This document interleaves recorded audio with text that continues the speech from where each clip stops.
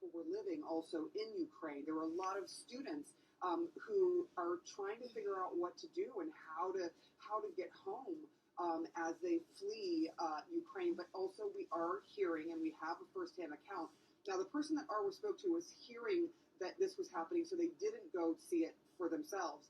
Naya says she experienced it herself. She is a mother who was trying to get on the train. There is a free train, and that's what everyone is trying to get on so they can leave Ukraine. And that free train had tons of people. She was noticing that, the Caucasian Ukrainians were able to get on very quickly.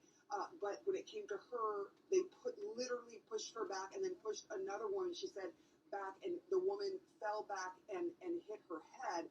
Both of them are black women with children. They were trying to explain that they should be able to get on like everyone else. Here's what else she said. She said, it's bad enough for us, but here's what's happening to black men. All the black guys, no. There was one inside the train. They went inside the train and I saw him gone. Walk out. They put a diamond on a black man's face. I said, walk out. And he walked out because he was scared of women. So you're telling me that there's discrimination by the Ukrainians Seriously, against black people? discrimination about black people entering the train, the free train. They help their people, they do not want to help blacks.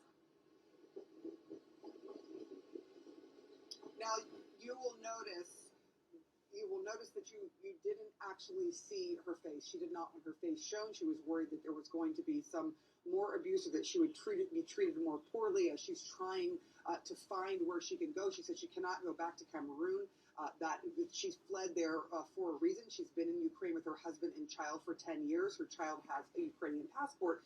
But she says, look, I have seen this repeatedly over and over again, and it's very disturbing. But I do want to mention, we're talking about 500,000 refugees, and these are people from all over Ukraine. Many people of different backgrounds, but mostly people who were born and raised in Ukraine. And it is a tragedy to see just how many of them, for example, have very young children. We met a woman who had a 9-month-old baby who was able to make it across, and she just said, I'm so thankful that I was able to make it across. We met a woman who had a 6-year-old who was sleeping, and she said that they had been traveling for 5 days for something that usually just takes a day.